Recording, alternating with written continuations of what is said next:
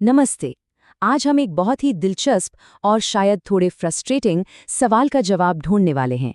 वो ये कि अच्छी कस्टमर सर्विस मिलना आखिर इतना मुश्किल क्यों होता है। चलिए इस रहस्य से पर्दा उठाते हैं। और मुझे यकीन है कि ये सवाल हम सबके मन में कभी न कभी जरूर आया होगा, है ना?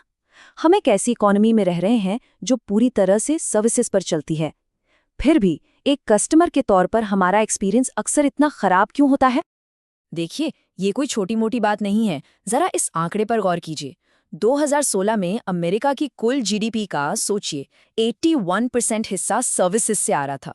मतलब ये कि सर्विसेज हमारी इकोनॉमी और हमारी जिंदगी का एक बहुत बहुत बड़ा हिस्सा हैं। तो फिर गड़बड़ कहाँ है? क्या कंपनियों के इरादे ही खराब है?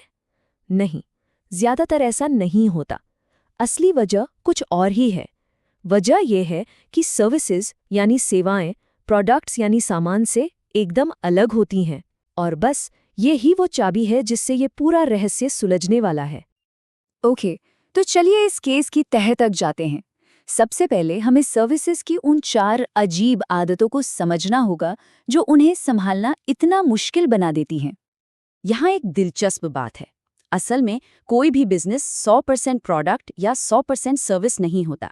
ये जो टैंजिबिलिटी स्पेक्ट्रम है, ये दिखाता है कि ज्यादातर कंपनियां कुछ ठोस चीजें और कुछ न छुई जा सकने वाली सेवाओं का एक मिक्सचर होती हैं।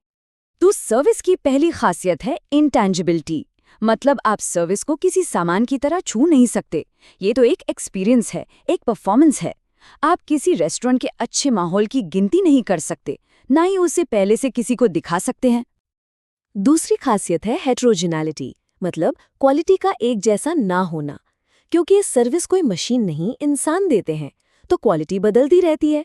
एक ही कैफे में एक दिन कॉफ़ी अच्छी मिलती है तो दूसरे दिन शायद उतनी अच्छी नहीं, क्योंकि बनाने वाला इंसान है और हर बार सब कुछ एक जैसा नहीं हो सकता। तीसरी अनोखी बात, एक साथ बनना और इस्तेमाल होना। सोचिए, जब कोई हेयर कट लेता है तो सर्विस उसी वक्त बन रही है जिस वक्त उसे महसूस किया जा रहा है। किसी फैक्ट्री प्रोडक्ट की तरह यहाँ कोई फाइनल क्वालिटी चेक नहीं होता। कस्टमर खुद उस प्रोसेस का हिस्सा होता है। और चौथी और आखिरी बात है पेरिशेबिलिटी, मतलब सर्विस को स्टोर नहीं किया जा सकता। एक बार फ्लाइट उड़ गई तो उसकी खाली सीट की कीमत हमेशा के लिए 0 हो जाती है। वो मौका गया। इसीलिए सर्विसेज में डिमांड और सप्लाई को मैच करना इतना मुश्किल काम है। तो ये टेबल इन चारों बातों को एक ही जगह पर एकदम साफ कर देती है। एक तरफ है सामान जिसे छू सकते हैं, जो हर बार एक जैसा बनता है और जिसे पहले बनाकर बाद में बेचा जाता है। और दूसरी तरफ है सर्विसेज, जिन्हें छू नहीं सकते, जिनकी क्वालिटी बदलती रहती है और जो बनती और इस्तेमाल एक ही साथ होती हैं। बस यही वो फर्क है जो सारी मुश्किलों की जड़ है। ठीक है, तो अब जब हम सर्विसेज की इन अजीब आदतों को समझ चुके हैं, तो चलिए अब रहस्य के असली केंद्र तक पहुंचते हैं। सर्विस की हर एक नाकामी, हर एक निराशा की जड़ होती है कस्टमर गैप। तो ये कस्टमर गैप आखिर है क्या? बहुत सिंपल है। ये बस उम्मीदों और असलियत के बीच का फासला है। एक कस्टमर क्या उम्मीद कर रहा था और उसे असल में क्या एक्सपीरियंस मिला, इसके बीच का जो अंतर है वही कस्टमर गैप है। हमारी सारी निराशा इसी गैप में रहती है। और इसीलिए किसी भी सर्विस बिजनेस का सिर्फ एक ही सबसे बड़ा मकसद होता है, इस गैप को भरना। जिस पल उम्मीदें और एक्सपीरियंस एक हो जाते हैं, उसी पल एक बेहतरीन सर्विस जन्म लेती है। सवाल ये है कि अगर लक्ष्य इतना साफ है तो कंपनियां अक्सर चूक क्यों जाती हैं? जवाब छिपा है कंपनी के अंदर की 4 बड़ी गलतियों में, जिन्हें हम कहते हैं प्रोवाइडर गैप्स। असली विलेन यही 4 हैं। पहला, लिसनिंग गैप, मतलब कस्टमर को ठीक से ना सुनना। दूसरा, सर्विस डिजाइन गैप। तीसरा, सर्विस परफॉर्मेंस गैप। और चौथा, कम्युनिकेशन गैप। चलिए देखते हैं ये चारों मिलकर कैसे गड़बड़ करते हैं। और ये रहा वो मॉडल जो सब कुछ एक साथ जोड़ देता है। इसे कहते हैं गैप्स मॉडल। देखिए, नीचे कंपनी के अंदर की 4 गलतियां हैं, 4 गैप्स, और ये चारों मिलकर ऊपर उस एक बड़े कस्टमर गैप को जन्म देते हैं, जिसे हम और आप महसूस करते हैं। सच कहूं तो ये किसी भी सर्विस प्रॉब्लम को समझने का एक मास्टर प्लान है। इसे थोड़ा और समझने के लिए चलिए सिर्फ एक गैप पर फोकस करते हैं। गैप नंबर 2, सर्विस डिजाइन और स्टैंडर्ड्स गैप।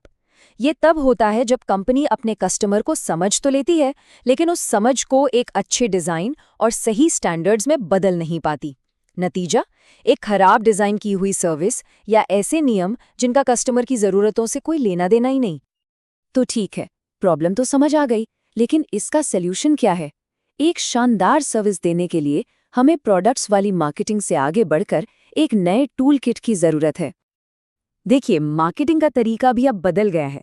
पहले मार्केटिंग में 4 पी हुआ करते थे: प्रोडक्ट, प्राइस, प्लेस और प्रमोशन। लेकिन सर्विसेज के लिए ये काफ़ी नहीं है। अब हमें 3 और पी की ज़रूरत पड़ती हैं: पीपल, फिजिकल एविडेंस और प्रोसेस।